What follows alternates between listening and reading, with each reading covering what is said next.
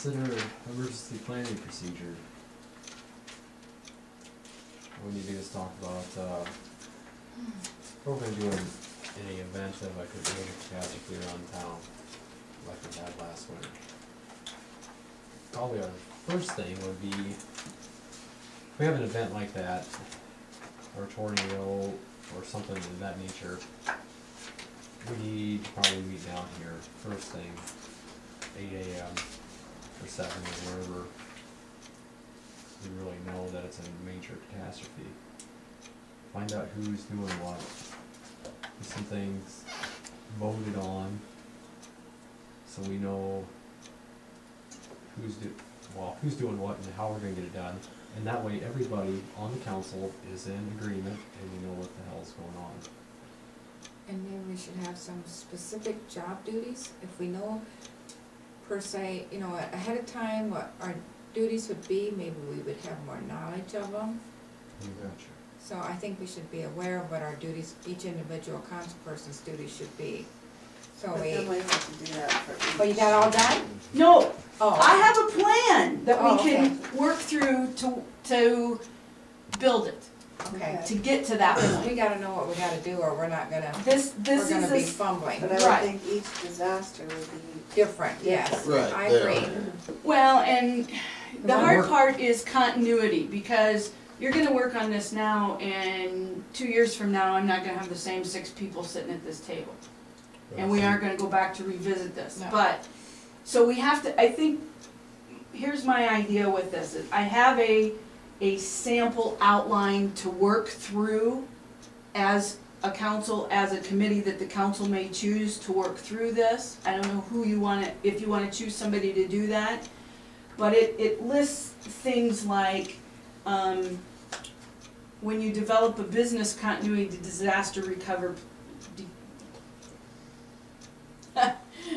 identify the risk, prioritize the critical needs, business functions like keeping the water on and electricity if you can. Location where employees may go to check in or where the council would meet if this building wasn't here. It's just a plan that we can go through to identify those things. If we were to have a tornado and this building's gone, where does council meet? Where do you get together and say, okay, I'm the mayor pro tem, and here's where we go from here. Where's our city clerk and how do we do this? She no longer has a computer. Are we gonna set up a backup location and put in a backup computer somewhere? It's just a way to get everybody to talk through this. Or critical if they had a spill or of some sort. We'd have to evacuate. Well, If they had. this will address, we can go so far as to address it if we had to, for some reason, go into an evacuation situation. Okay, this will go that far.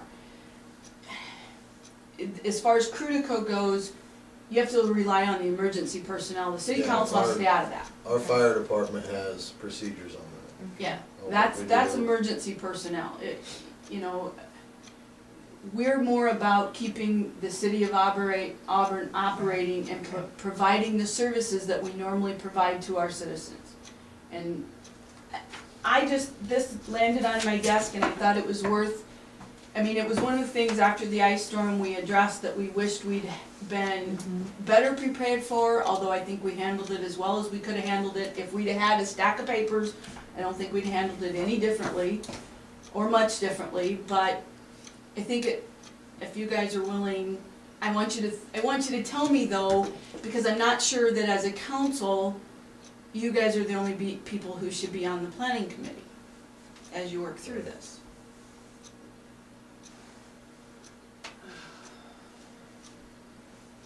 But it means extra meetings if Well, the thing is, it needs to be in coordination also with the county and what they do a little bit. I'm not saying we have to follow them exactly, but we need to have our references on how they want us to be in contact with them and things like that too. To a certain degree, but Right. this is more pointed at just Auburn, and we would put our emergency preparedness plan together and give them a copy. It says here's how we intend to behave in Auburn.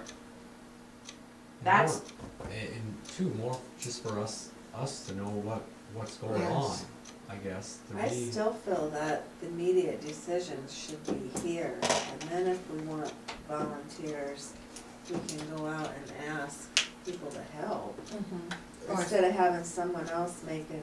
No, I think it should stay here.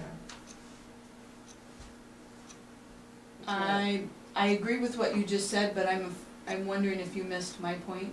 What was your point? To just do the planning with additional people involved. Not additional people involved in the event of an Decision-making occurrence. process, Yeah, just other inputs into what we could do. That way, You in mean case like there's business people, or you, that have I'm a- thinking emergency personnel. Okay, I'm thinking, you know, and maybe we have 2 firemen on our council, maybe we have enough representation there, I don't know. I'm just asking you guys to think that through.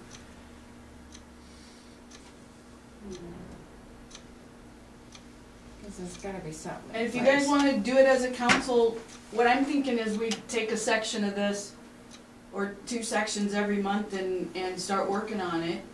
Spend 10 or 15 minutes every month working through some of this you betcha. and developing it. We aren't gonna get it done in the next No, 6 months anyway, but my question is, do you wanna do it as a council?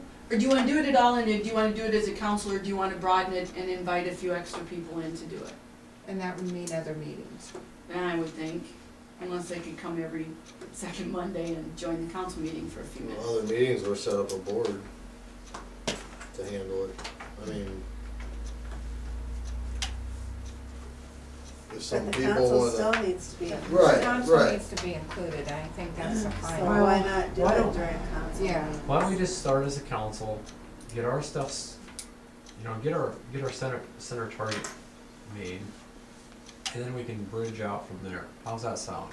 And if we can have copies of that to read it and see, maybe we know, then we'll know more what we Get a little need. ahead of time. Yeah. Well, I'll get out to you what the first steps are, what we're gonna Mhm. start with, and what you need to think about before you get here, and I'll try to get it organized.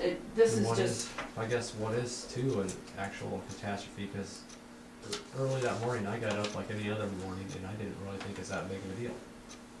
Roads were icy, I was just gonna stay home from work. And then about 8, we got that, my wife got a call about somebody getting electrocuted. Mhm.